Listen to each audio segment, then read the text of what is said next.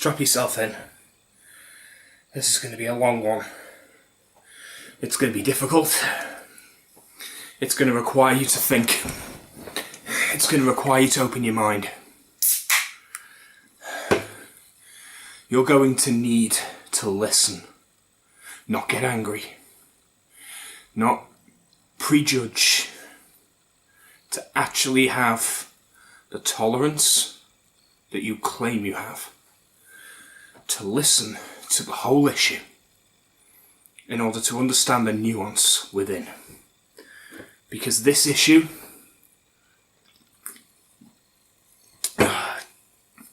this is one that's not going away. And the only way that we're going to get to the bottom of it is if we have a frank discussion once and then move on. It's 3 a.m. and I picked now to discuss this. Why do I do this to myself? I just watched James Summerton's video, Moving On from JK Rowling. We need to talk about this. Harry Potter. This is the best-selling novel of all time. This one right here.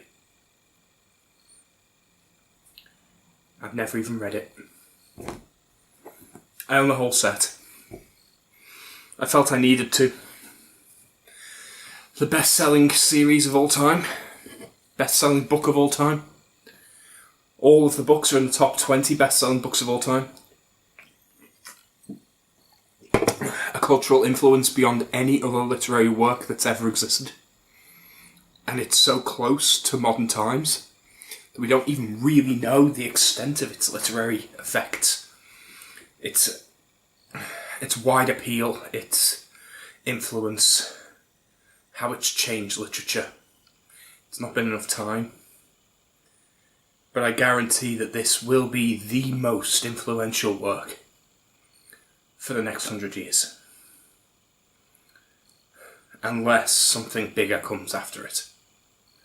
But the likelihood of that is almost zero. Nothing we do today is going to stop this from being the best-selling series of all time. It doesn't matter how much you're offended or upset by the tweets that JK Rowling has sent. It doesn't make this less successful. Refusing to buy a copy doesn't make much of a difference either. You see, the thing is, JK Rowling is already richer than rich, and she doesn't care what you do with your money anymore. Most of the stuff that she's selling, she's not selling it. It's a licensing deal that she's already been paid for years and years ago. The people selling it, they have nothing to do with her opinions. So, you can boycott all you like, but it won't make any difference. The thing that I want to talk about is, why are you boycotting in the first place? Do you actually know what it is you stand for? Do you actually know why you're upset or angry? Because I guarantee this isn't my generation's thing. I was too old for this. I didn't read this. My sister did. She's younger than me. This was her generation's thing. But I've been where many of you think you are. I've had a favourite book, one that I read that was very influential, that stuck with me and means a lot to me, where the author turned out to be a complete arsehole. Someone who I don't want to support financially, because he actively says that he uses the profits from his writing to fund things that I fundamentally disagree with. This is one of my favourite books. And Orson Scott Card is a homophobe. openly admits to be anti-gay rights, anti-gay marriage, or at least he was. He's kind of simmered down on that now, but when the gay rights issues were at a loggerhead, when we were actively campaigning to get gay marriage, which, by the way, is still not finished. Even here in the UK, there are parts of the British Isles, there are parts of the United Kingdom, where gay marriage is still illegal because of devolved parliaments. It is still not legal for gay marriage on the Isle of Man or in all of Northern Ireland, because devolved matters means that they can uphold church marriage laws, which means that they define marriage as between a man and a woman. These issues aren't over. People think they're over. There's that big thing where gay rights became a thing in America. Because it happened in America, that means it's over. Not even slightly. You see, the thing is, I rally and I build up this fervour against a lot of issues. And I speak out very openly about them. I'm very anti-feminist in a lot of ways. But the reason being is because are we on the fourth wave now of feminism? Is an insulting, man-hating, bigoted movement of hatred and sexism. It has nothing to do with equal rights. Transplant me in the Middle East, I'll be the most feminist person you want. Put me in the middle of the Far East, in Cambodia, or the Philippines. Oh yeah, I'll be there marching alongside. Because the feminist issue is still very much an issue over there. Stick me in northern India, where travel bans and travel warnings, even before the virus that shall not be named, to bring it back to Harry Potter. Because women were advised that if they travel alone, they are likely to be abducted and raped. Even there, women's issues are still a big thing. Don't mistaken my Western-centric political stances for global stances.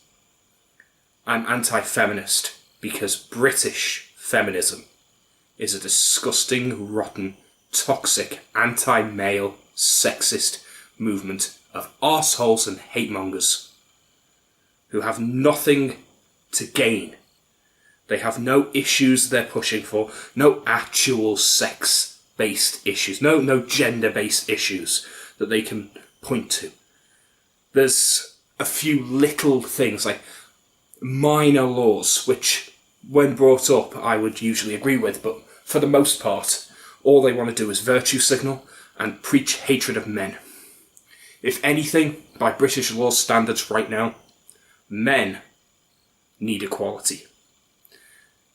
There are less shelters for men. There are less cases of proper prosecution for male victims of domestic violence. Male rape is ignored en masse across the UK. Men are far more likely to be drug addicts, homeless, victims of suicide, victims of industrial accidents, die in wars. They have lower life expectancy, higher rates of cancer, higher rates of mental illness, higher rates of alcohol abuse. Tell me that sex and gender, or whatever the hell you decide it is a feminist issue, because it's fucking not. It's a masculine issue. Right now in this country, men need help, not women. Women already have all the fucking help they need. You want equality? Preach equality. You want to preach a woman's issue? By all means. By all means, go and stand on the corner and shout as much as you like about how Iranian practices of genital mutilation are sick and twisted, and that these women need protection, because I'll be there right alongside you. Scream about how women in Saudi Arabia don't have the right to property or the vote. Scream about how they're not allowed to drive a fucking car or even leave the house without a male chaperone. There is much injustice in this world, and I will happily back you all the way.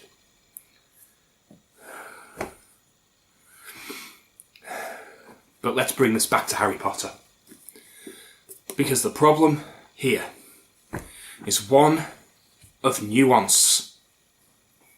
Because in order to understand what JK Rowling says and thinks and her political stances, you need to understand the nuance of the situation. First of all, let's make this crystal clear. Gender and sex are the same fucking thing. No, I don't care, stop typing. Gender and sex are the same fucking thing. Unless you're talking about what sex actually is, which is the act of fucking. Gender is gender. That's it. It's the only word I'm going to use for it from now on. It is a biological term. Get the fuck over it. It is not a social construct. It's just not. Gender exists in nature, in every single animal species that there is. There are some species that can transition between gender naturally. Some frogs, for example. There are some that have ill-defined gender until they reach a level of maturity, at which point they mature. We actually are one of those, although for us it's an embryonic state. Our gender doesn't present itself properly until about 4 months into embryonic development. But that doesn't matter. Now, the reason this is important is because this fact underlines what JK Rowling believes. And you need to accept this as a fact in order to understand the nuance of this issue. Because whilst you're still spouting this nonsense about gender being a social construct, you are missing the key issue. The issue is this. If gender was a social construct, then that means that gender is subjective, which means there's no such thing as gay and straight. You just are attracted to people, and because it's subjective, what someone claims to be their gender, that just is their gender, which means that you can't say that you're attracted to men or you're attracted to women, because you don't know what you're attracted to until they tell you what they are. But you do know what you're attracted to, because you know what markers you're attracted to. You can see the biology that you're attracted to. You know which genitals you like to play with. Because these things are what define gender, not some airy-fairy opinion in your head. Now, I'm going to address one thing now, and that's intersex. And I'm going to address it quickly, because someone's going to bring it up. First of all, I don't care. We don't redefine biological terms for something that is statistically irrelevant. Intersex people make up less than 0.1% of the population. In fact, I believe it's less than 0.02% of the population. They are a truly tiny percentage of the population. They literally do not matter statistically. Right? Intersex people are not a new category of people. They are an anomaly. It would be like claiming that all people have 2 arms, and then saying that's not true because a deformed baby was born with 3. Or with only 1. These people exist. Does it mean that humans are not born with 2 arms? No, it means that they are an exception to the rule. That they are an abnormality. And yes, intersex is an abnormality. It is a genetic abnormality, a genetic issue, a medical problem. It comes with a whole string of health defects, often with infertility as well. Intersex people are not a new gender. They're a medical problem. It's a medical condition, no different than my own. I am not a new kind of person because I have a connective tissue disorder. The cane that's over there is not some additional limb. It is a walking aid I need because I have a medical condition. I have a genetic deformity. That's what it is. And that's what people need to get over. Illness is not offensive. Intersex people have a medical condition.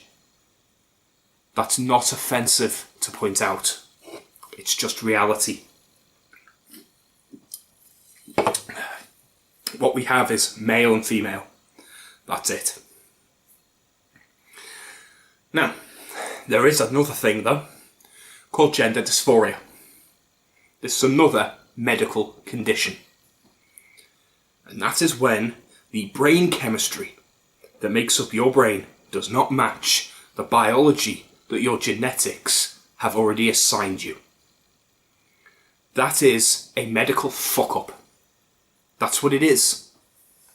In the same way that my cells can't make collagen, if your brain doesn't have the right hormones set up, then you do not experience your gender as it is outwardly portrayed. That's what trans effectively is. I don't become a new kind of human because my cells lack collagen. If your brain doesn't have the right level of testosterone, it doesn't make you a different kind of person. It just makes you a person with a medical condition.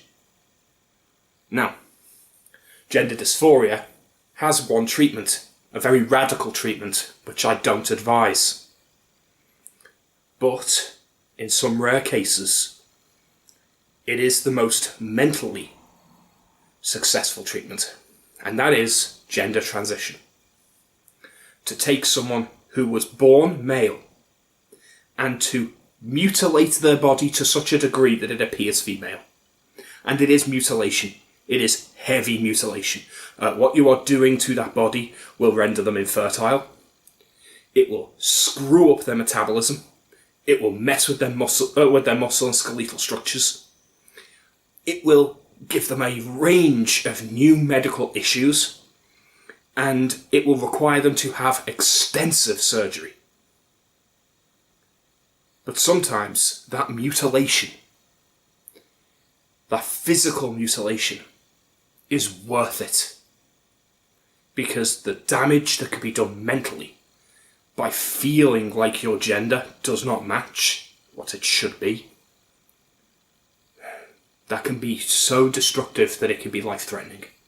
Suicide, again, is a mental illness. Something that people suffer from all the damn time. And the vast majority of people who commit suicide, they didn't choose to take their life. Their illness killed them. Gender dysphoria can very easily degenerate into suicidal tendencies. It is not fair to make light of transgenderism. Trans people suffer in a lot of ways. And I hate that this has become so fucking political. You see, the thing is, in order to transition from one gender to another, there needs to be one gender and another, male and female. You have to be one, and you have to be transitioning to the other. That's how trans works. That's what transition means. You're not demi-gendered, you're not grey-gendered, you're not agendered. These terms are nonsense terms. This is snowflake mentality of the highest order. This is the same thing that happened with sexuality when I was a teenager. I distinctly remember it. As I was a teen growing up, gay rights were becoming the accepted norm, and gay people were open and out. People started to be accepting, it was becoming normalised. Bisexuality, though, that was the key, that was the ticket. If you wanted to be unique and special, you could be bisexual. There's a lot of imposter syndrome about being bisexual. You never quite feel like you belong. You never really feel like you can speak out as a member of the LGBT community, which T doesn't belong to and should never have been added to. Transgenderism is not a sexuality issue, and the LGB societies and LGB culture should not have had trans foisted on it, and the trans people should have been its own separate movement, an ally to and part of an umbrella equality and egalitarian movement, sure, but it should not have been part of the LGB community. Making it the LGBT community confuses the issues, but that is not the point.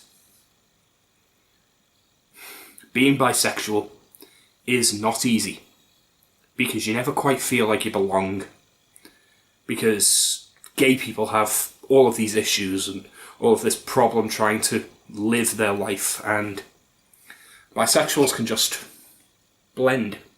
They can be the grey man. And just act heterosexual. Date people of the opposite gender. You'll fit in. You can live normally. So long as you're nonchalant about it, you can pretty much just pass for straight. And I've basically done that my entire life. It's really easy. So,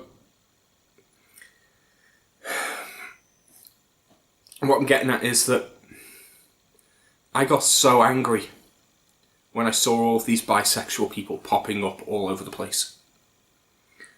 I went to university and I'd see, oh, I'm bisexual. And I got so annoyed. I was very anti-bi, ironically. I kind of hated bisexual people for a while. They seemed so fake. It's very easy to look at them and go, you're not part of this. You're just straight and want to feel special. You're a straight person who doesn't want to be straight because that makes you too normal. You're like those arseholes on MySpace that used to put glitter on their pages and start off their page with, LOL, I'm so random. Because you don't know what the fuck the word random means. Newsflash, it does not mean unique or slightly crazy.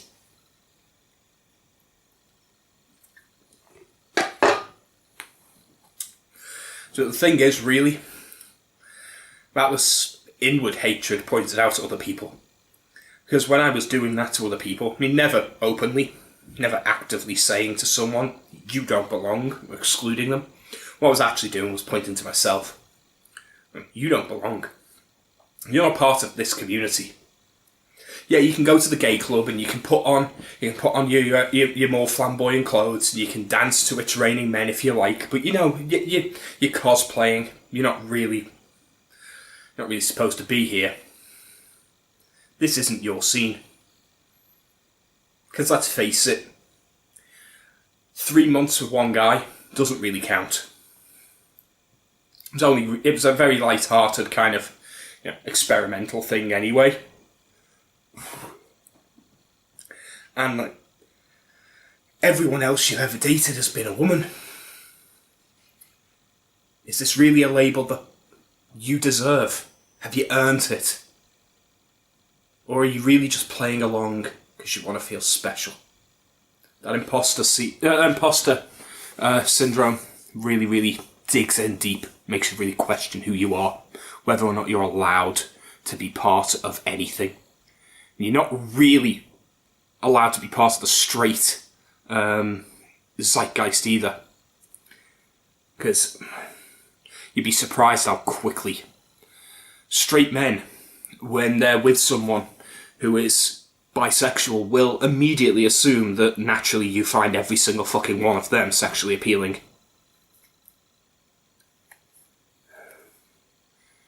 But that's not the point that I'm going after, really. What I'm saying is that now things have changed. Bisexuality was the thing that the people who wanted to feel special would glom onto. And yes, maybe the vast majority of them really were bi. Maybe they actually are bisexuals, and they had the exact same imposter syndrome. Maybe. But I know plenty of people who claimed to be bi, who don't anymore. Who were just saying it because they want to fit in. They want to be part of this new trend. They want to be part of the club. All of their friends were non-straight, and they want to be non-straight too, and they could claim to be bi without actually needing to be anything other than straight, because, well, you can pass for straight when you're bi. But then bisexuality became too common, and all the special little snowflakes needed something else. So then they became a biromantic demi-boy, or an asexual biromantic.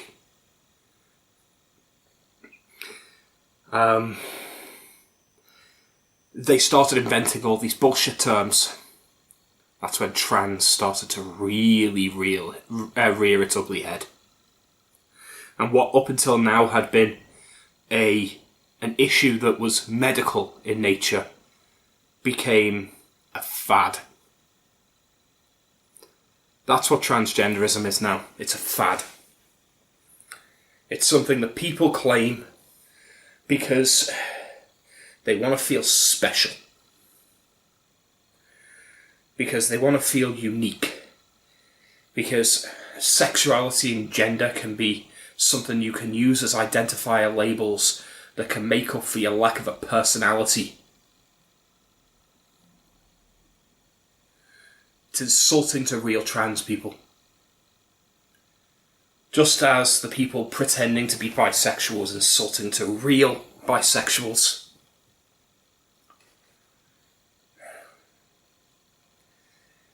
So as the trans movement has continued, it has become nothing more now than an extension of intersectional feminism. Notice that the trans movement is exceptionally left-wing. You get almost no right-wing trans people. Blair White is probably the only one I can think of. Almost everyone who declares themselves to be trans now is left-wing. And declaring yourself to be trans no longer means I have gender dysphoria and I am transitioning from my biological gender to the opposite biological gender for my mental health, which is what it used to mean. What it now means is you have to call me by some made-up gender pronouns and I get to be really self-righteous and offended at everything. That's what it means now. Trans means to transition. If you're not transitioning, you're not trans, and I will not respect your identity. Prove to me that you're actually trans. Show me that you are living the way you intend to live. And in order for you to do that, gender needs to be a biological thing. Because in order for that to happen, you need to accept some irrefutable truths. And that is that gender is biological, it is immutable, and it comes with psychological, mental, and sociological expectations that are built based on trends within the genders. That men have certain psychological triggers and women have other psychological triggers. That men tend to be more combative, competitive, aggressive, but also more forgiving. They are more analytical, more object and task orientated. Women, on the other hand, are more emotional, more empathetic. They are more capable of building the family unit. They are more person-centred, and by definition more caring. There's a reason that certain professions are heavily, heavily weighted towards men and heavily, heavily weighted towards women. Things that are analytical, STEM fields, anything involving engineering or sciences tends to split very heavily male-focused. Whereas anything person-centred, whether that is teaching or childcare or even medicine, despite the fact that it's a science, because it's so person-centred, skews female. There are reasons for this, and it's all up here. That's the thing that changes, you see. That's the thing that identifies a trans person. If a woman, born a woman, feminine in every way biologically, but mentally, finds themselves hyper-competitive, finds themselves aggressive, finds themselves to be short-tempered but quick to forgive, finds themselves very, very interested in engineering and analytical sciences. Maybe that's an indication that they're actually masculine, mentally. Doesn't mean that they definitely are. It's all a spectrum. You can have very masculine women and very feminine men. I myself have a lot of feminine interests. I have recently been reading a lot. Reading is a very feminine pastime. It's one of the only ones that really is. It's why BookTube has so many women on it. I have a lot of masculine pastimes as well, but I also like to listen to very, very feminine pop music. A lot of my musical tastes are extremely feminine. I'm a massive Taylor Swift fan, believe it or not. I own every album she's put out. One of the things that a lot of people don't realise about me is my fashion sense is exceptionally feminine. And you wouldn't know it to look at me, largely because I am over 6'5" and well over £300. Finding any clothes that fit me is rare, but one of my favourite colours is pink.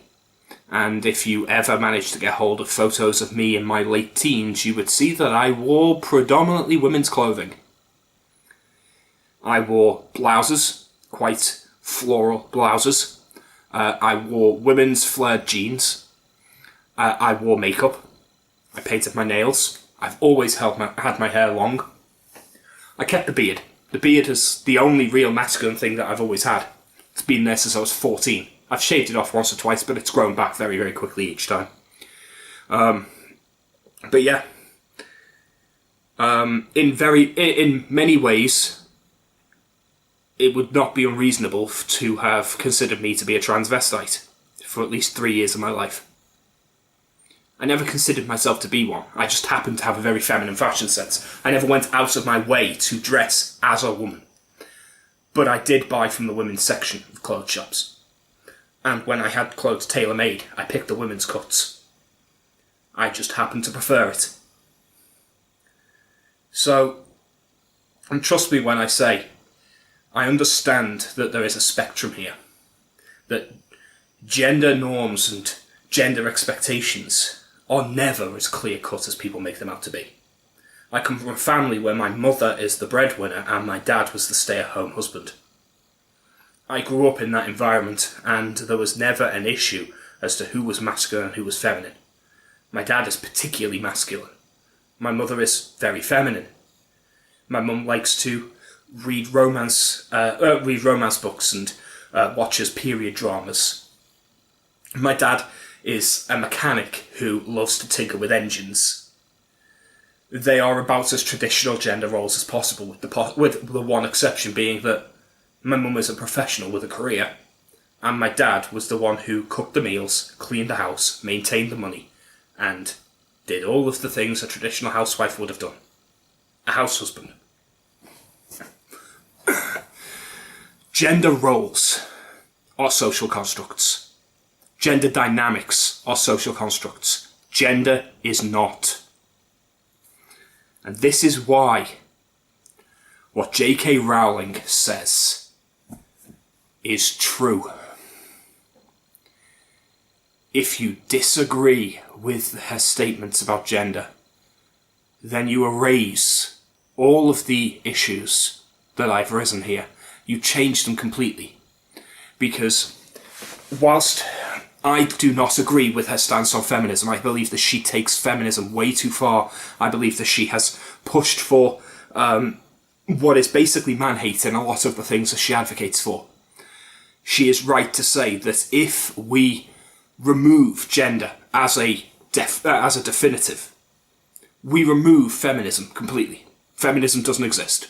Because if gender is no longer something that you can be ascribed from birth, then there cannot possibly be male privilege.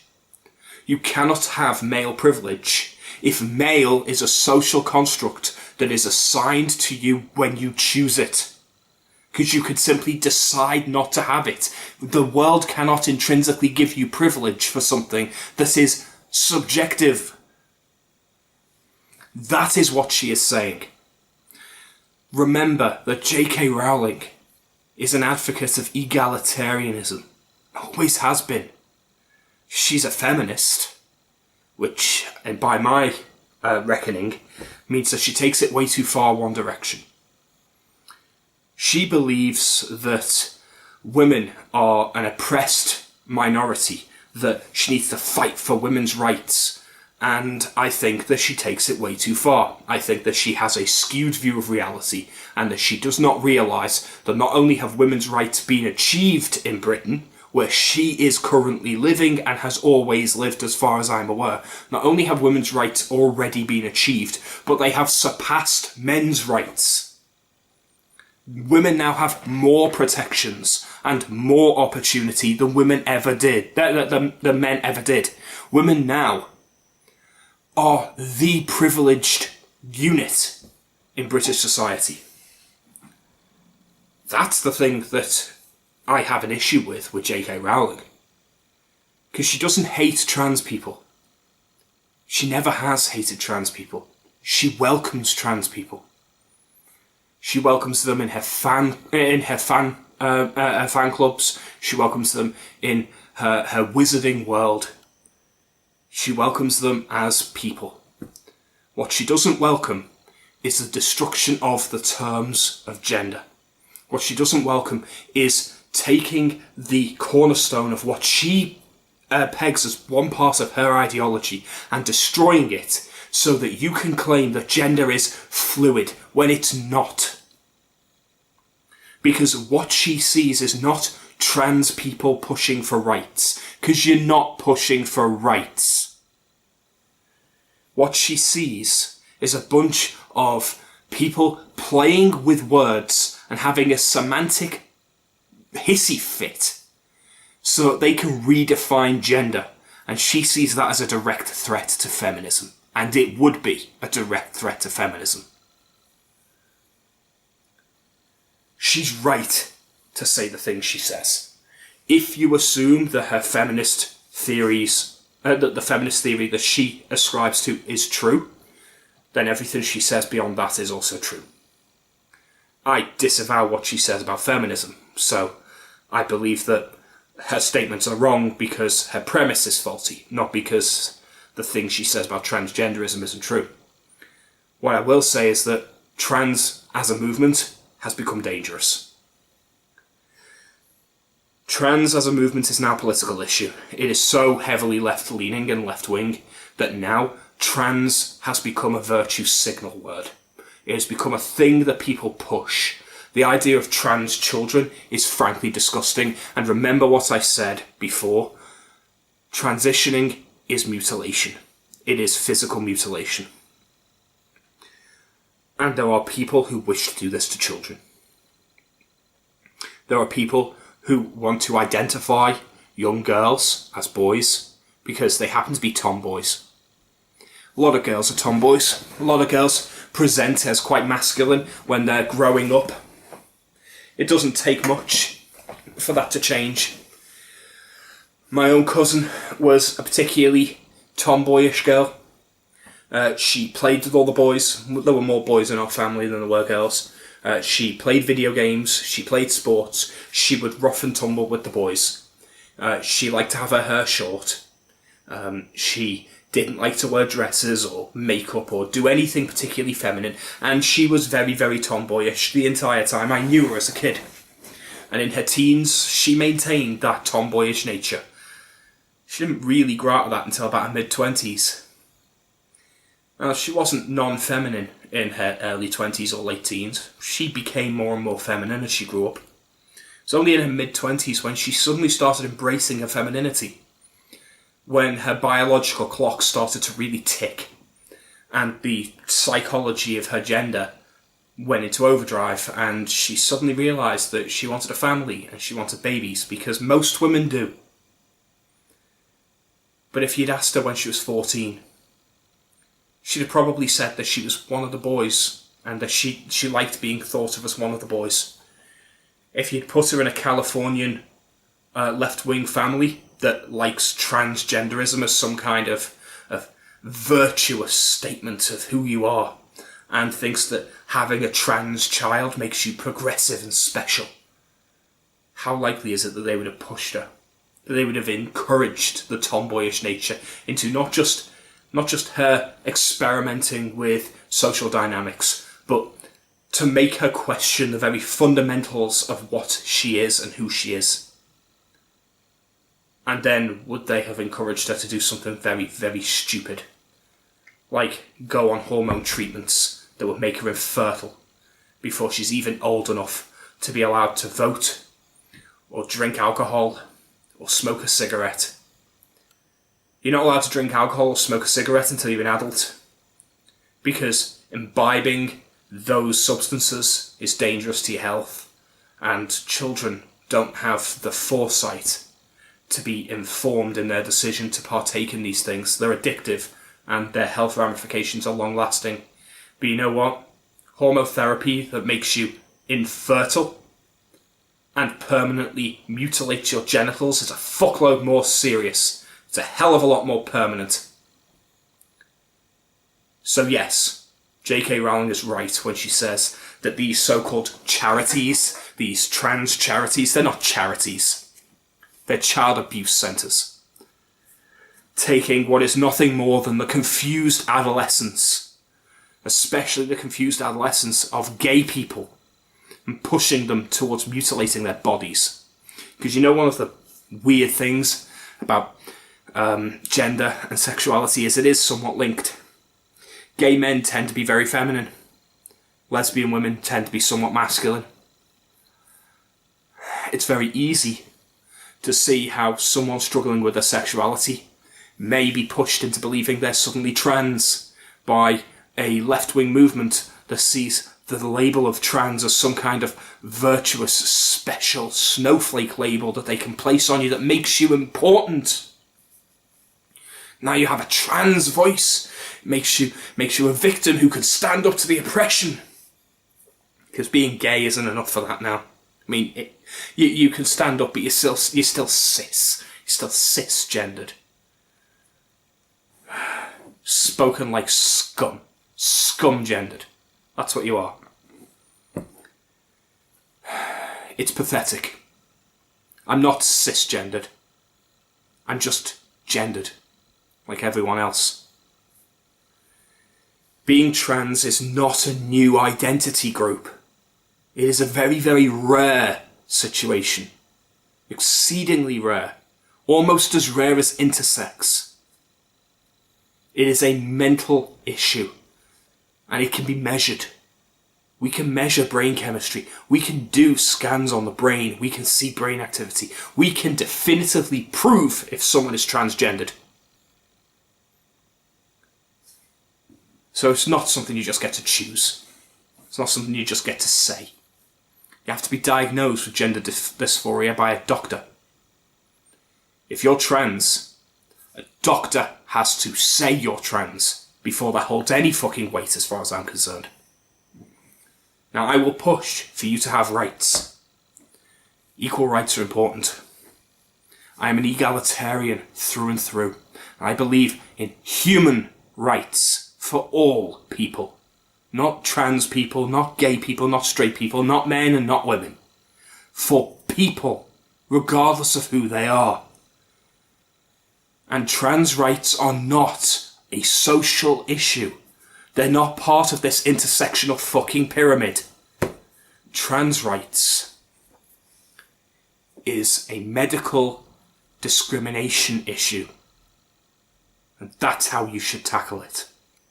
Because if you have gender dysphoria and you're undergoing gender reassignment surgeries and gender reassignment treatment in order to treat that gender dysphoria, because the mental illness that you have is so much that it is forcing anxiety and depression on you that affects your life to such a degree that it is worth going through those surgeries to address.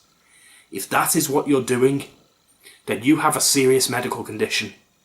And people need to respect that and account for it. That includes governments, and that includes businesses. And I will advocate for that. So would JK Rowling.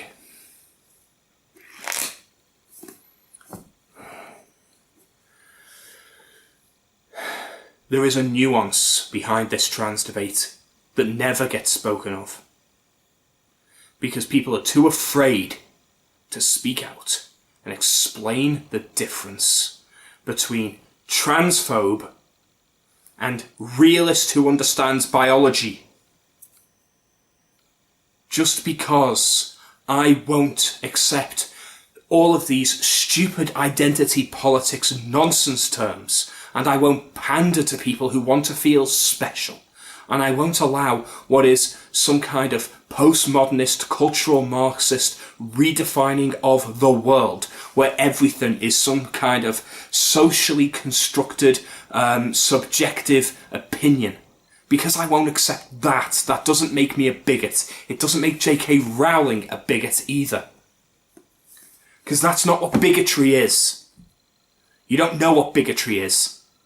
You're too naive. You're too brainwashed. You're too fucking stupid.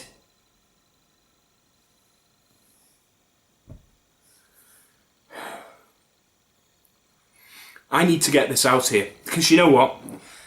I want to talk about books. And I'm going to talk about JK Rowling. I'm going to read every single one of these Harry Potter books. I've also got her crime books that she wrote under a pseudonym. I also want to talk about people like Orson Scott Card. And he actually is a problematic author. But you know what? He's mellowed recently. And in more recent times, he's come to terms with the fact that he's lost the debate. He's still a little bitter about it. He still thinks the things he thinks. But in interviews, he has said that he campaigned for what he believed, and he lost. And he has to accept that. And I think deep down he realises that he's probably wrong. He just doesn't quite understand why. And that probably eats away at him a little. Let's hope so. Because he is a bigot. But I don't think he's hateful. I think there's way more behind it than that. There's other authors. Plenty of them. Racists, sexists, homophobes. And people who have issues. They're everywhere. But you know what? In the same way that I will read Orson Scott Card's work and I will judge it based on its own merit, I will do that with everyone else's. And you know what that means? That means I'll do that for the modern sexist as well. The intersectional feminist. Because in the same way that Orson Scott Card is a bigot, so is Lindsay Ellis and N.K. Jemisin and Tomi Adeyemi and plenty of other extremists on the far left. Neil Gaiman, for example. These people have swallowed the social justice, intersectional feminist, cultural Marxist nonsense, where they push this idea that being white makes you systemically racist. It doesn't. And no, I don't care what fucking studies you show me. I have no preconceptions against race of any kind. I don't care about your skin colour. I don't care about anyone's skin colour. And no, if I see a black man walking down the streets, I'm not going to assume he's any more of a threat than a white guy. You know what I would consider? That anyone walking towards me might be a threat. Maybe it's body language. Maybe it's that they're keeping their hands in their pockets. Maybe that's what I'd focus on. Because I don't care. I don't care what your fucking skin colour is. I don't care if you're a man or a woman.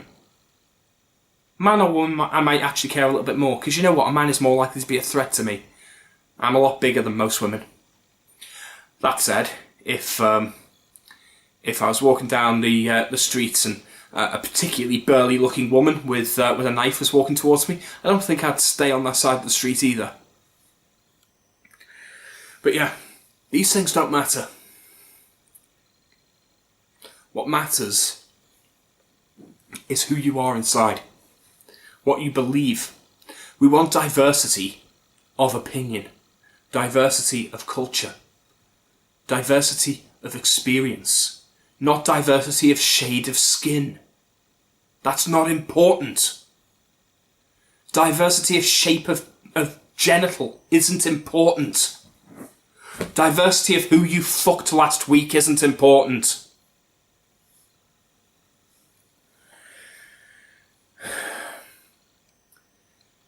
If you still decide that you hate JK Rowling after this, fine. You don't need to read this anymore. But it's not going to stop being one of the most important books that's ever been written. And I'm still going to read it. And you know what? You may as well stop watching. Because if you hate JK Rowling for basically speaking the truth, then you probably hate me as well. And you likely hate anyone else who's watched this far. You probably hate a hell of a lot of people. You probably hate white men just for being white men. In fact, you're probably a fucking racist and a sexist, aren't you? You're probably exactly the fucking bigot that you claim to hate. You're probably basically a fucking Nazi, aren't you? You're basically a Nazi. Just replace Jew with white guy. Just replace gay with cis white man. Yeah, you're one of them, aren't you? Or maybe, you may have just realised there's more fucking nuance to this, after all. To this situation, to this whole issue. Maybe, over the space of this video, you actually gave it some fucking thought. Because you know what? If you're going to try and fucking cancel me, do it now while I'm still small. While my channel's still only got 1,000 subscribers. While it basically doesn't matter. Because you know what, I'm still going to write, I'm still going to record videos, I'm still going to take part in the community. And when I put out my writing, I don't give a fuck if people are going, oh, this guy's a transphobe. He hates these people and he hates those people. Because you know what, I don't hate you for your identity labels, I hate you because you're a fucking moron. Because you're a bigot and a moron, and willfully so, that you don't listen and that you assign these labels for no reason outside of your own small-mindedness. That's the reason I hate you. Because you make the discourse worse. Because you make it impossible to be a classically liberal egalitarian. To be someone who cares about social issues. To be so far socially left that I'm off the fucking scale, and yet still not be left enough for you fuckers.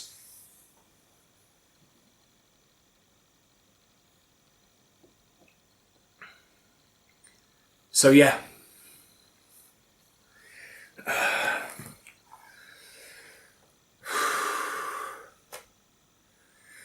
That's, I think, all I've got to say on this. I think that's pretty much all I'm going to say on this. This is a long video. I don't know how long yet. I don't know how... no, wait. It's been an hour. That's a good time. Let's leave it at that. An hour. An hour of me ranting. That's all that needs to be said on the matter. For now, at least. If you need me to clarify anything, ask in the comments. I'll do my best. But let's have a proper discussion. Let's actually acknowledge the nuance. Bye.